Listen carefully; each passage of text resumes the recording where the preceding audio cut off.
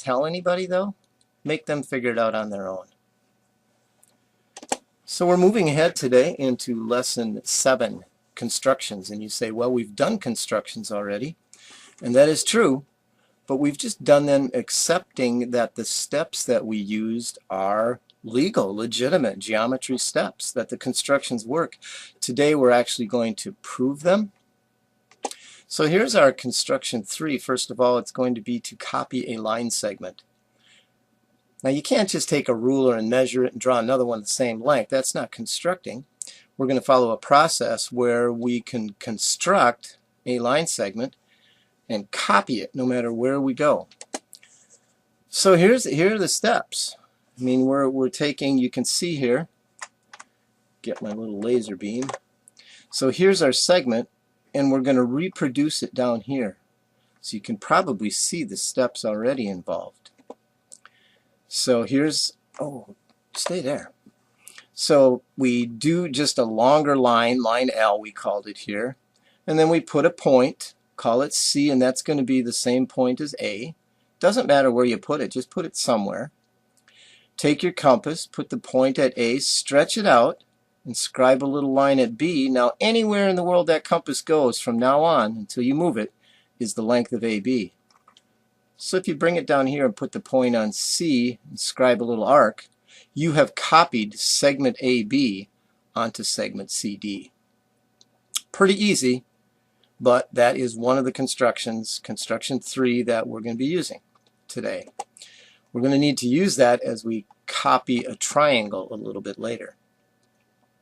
Here's construction 4. We're going to try to copy angle A onto another location. In this case, we start by creating and drawing ray BC.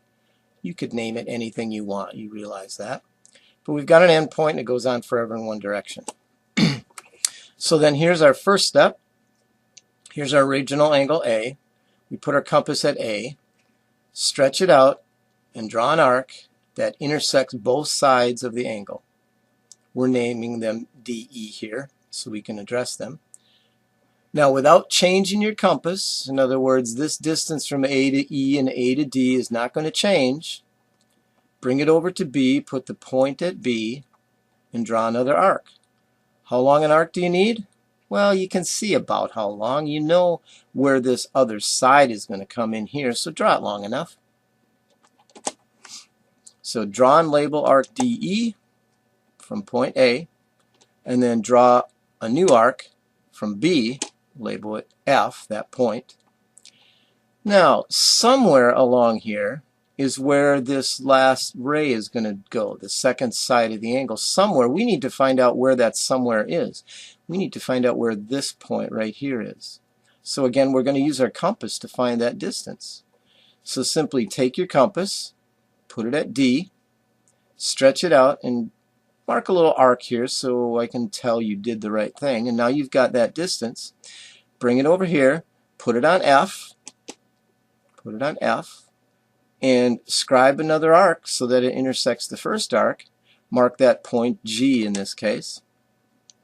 Now you can probably figure out how to end this. From B through G, draw the second side of the angle. So now we've copied angle A onto another location and called it angle B. So the question is, how can we prove that this construction actually is legitimate, that it works and it's legal according to the Legos of geometry? Well, we're going to do that by drawing these two segments, DE and GF. Are those segments the same? So you got to pause and ask yourself, how did they get there? How did those 2 points get there? Well, we took our compass and stretched it out and got that distance. And then we did the same here. So yes, those two segments are the same. Well, then what's true about these two triangles? Triangle ADE and triangle DFG. They have to be congruent by what? Yes, correct. They have to be congruent by side, side, side. So here's the explanation. It's a little bit longer. Three sides of triangle ADE are equal to three sides of triangle BFG. which makes the triangles congruent by side, side, side. So by CPCTE, angle A is equal to angle B, which is what we were trying to do. We were trying to copy that angle. So now we know that construction is legit. How about trying to copy a triangle? If you want to pause and try to figure it out yourself, that would be cool. How'd you do? Did you get it? We're going to use our construction of copying a segment here 3 times. So we start with our original triangle here, and then with your compass we're going to take the length of AB from there to there, and we're going to transfer that over to this new line L. So now we've got one side of the triangle. AB has been copied to DE. There it is. Next, so here's our new triangle we're trying to make. You see DE there. We need to get this side onto the triangle somehow. So we put our compass here at A, scribe off angle C. Maybe I should grab my pen here. So do a little arc to find out how far is it from there to there, and then go down to D right here, and draw an arc. Again, how long?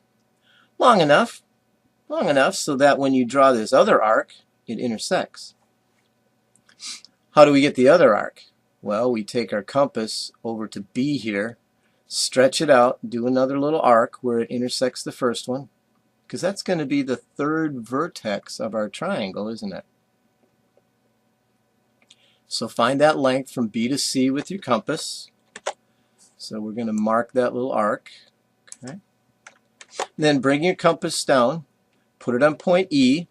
We're just moving along here. There's DE. I just drew another figure at E and mark off another arc where it intersects the first arc. And then you can see from the next picture here, we've just completed our triangle. How do you know that you've copied the triangle correctly? I guess I've got the steps here for you. Mark off AC from E, mark off that length, draw those 2, and we got our triangle. But how do you know it works? Well, when I draw this diagram, I guess you can see pretty clearly. We've copied all 3 sides, so we pretty clearly have congruence by side, side, side. So chapter 4, lesson 7, you're going to be working with constructions. You're actually going to have a choice of 3 sections near the end.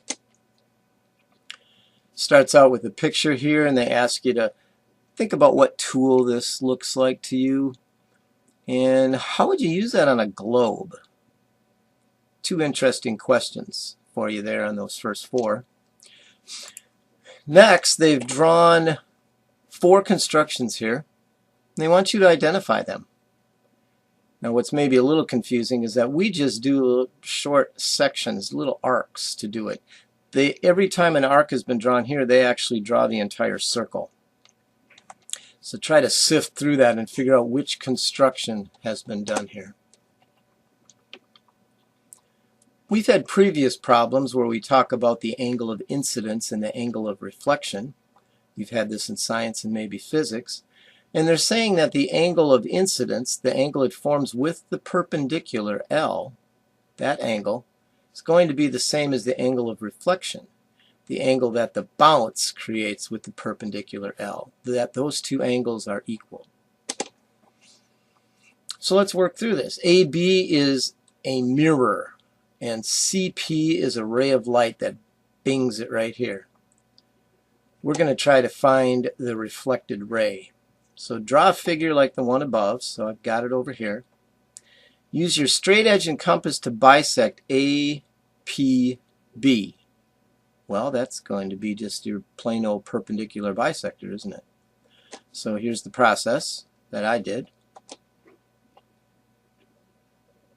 Okay, so what I do, I have a compass so I know that this side and this side are the same.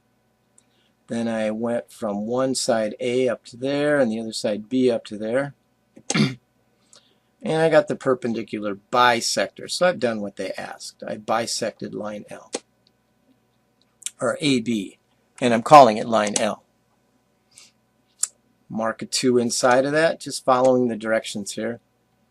Now, what relation does L have to AB? I mentioned that if you didn't catch it. And then what relation does 2 have to 1? Keep in mind what you just said about this. Next, they would like you to figure out how to get this ray in here so that angle 2 and this new angle are equal.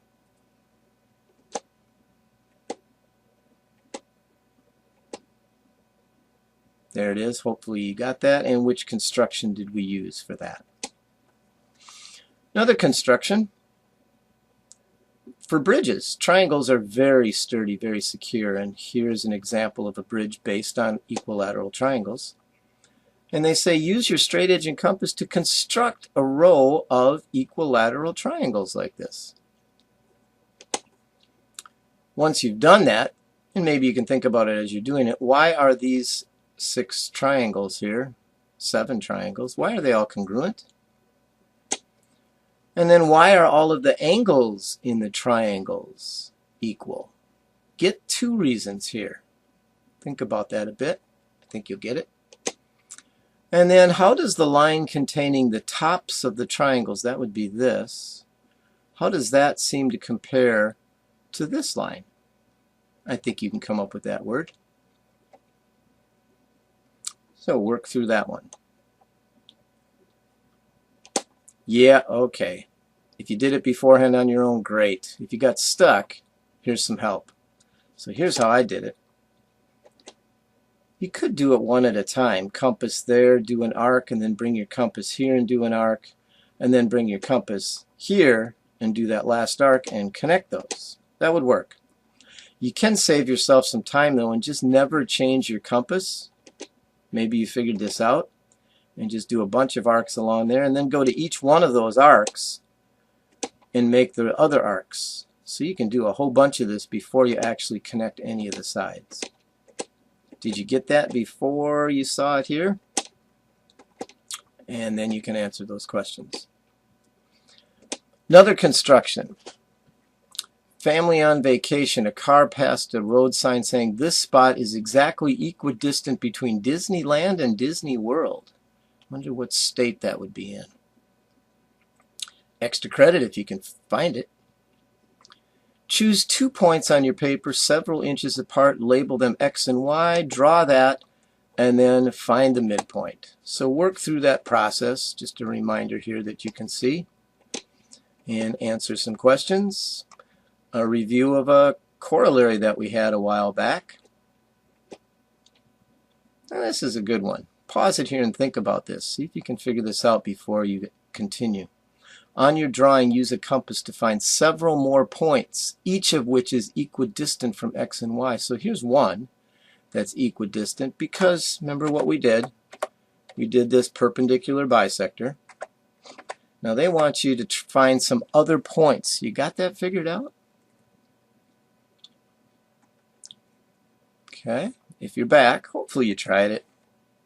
So what if I went to X, stretched my compass out further and made a long arc down here, didn't change my compass, went to Y and made another arc.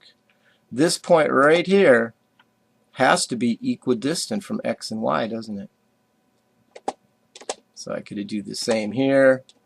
I don't have to stay below. I can go over the top, that point. So how many points do you think you can find equidistant from the endpoints? X and Y. And where do they all appear to lie? Good question. I don't like these car jacks. It takes a while, but they do work. And they're pretty safe. You're not likely to hurt yourself, I guess. It has 4 linkages, 4 bars of equal length. And as you turn this screw, it moves them both in and it raises this jack up. So the distance from A to B changes. Obviously these metal links do not change at all. But as I think about this, what might be true about those 2 triangles right there, the top and the bottom? Are they always congruent? If so, why would that be? Okay, that comment is a little out of place. It should have been at the end a bit, but What if we wanted to prove that the screw bisected the angles at the sides of the jack? When you're done with this, if you want to figure that one out for some extra credit, go for it. Here are the actual questions, the process to follow, and then you're supposed to mark that up based on the givens here. That's pretty straightforward. Identify the equal marks. What kind of triangles? What would you classify? Remember, you can go by sides or you can go by angles. So think about that. And then answer some questions relating to the construction, the diagram, and the things that we've learned in this chapter. It's going to be very similar to one we had yesterday. Here's your choice now. This one is construction with an unexpected result. Follow the process here. Maybe you remember doing this in school. And then they ask you, something appears that isn't really there. What is it? Okay, so they're talking about this thing. Looks like something which it really isn't. There are a lot of congruent triangles in this. I'll put the strings back up there to let you think about that. Can you see some of those triangles? Here's one. Let's pick this one from there to there to there. So that triangle. And is there another one congruent to it on the other side over here? So that's what they're asking you about here on these next problems. Which triangle is XA1A, XA1A2 equal to? So XA1A2, where's the congruent triangle for that? Remember how you constructed this? Each of these segments here is the same distance as are each of these segments. So think about that. Find the congruent triangle and tell why you know it has to be congruent. The second choice is designing stairs, and the key thing here is to start with this segment. Use your ruler first. Mark off 5 units. Pick your choice, inches, centimeters, up to you, whatever works best. Mark them off carefully so they're equal and put a 3, 4, and a 5 because the steps you're going to make are going to need segments that are 3 units, 4 units, and 5 units. Ooh, that sounds like a Pythagorean triple. So follow these directions. Start with the 4 right here. And then we're copying triangles. That's why it's in this assignment. So you need to get the 3 here.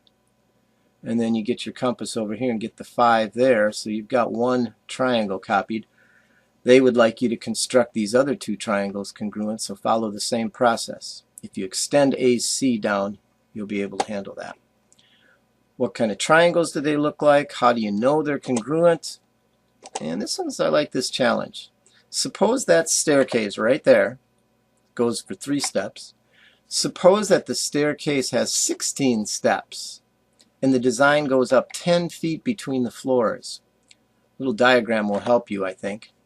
So they're saying, let's say there are 16 of these, and from there to the ground is 10 feet. So from here to there is 10 feet, and there's 16 steps in there. That's what they're describing. Find the height and width of each step in inches.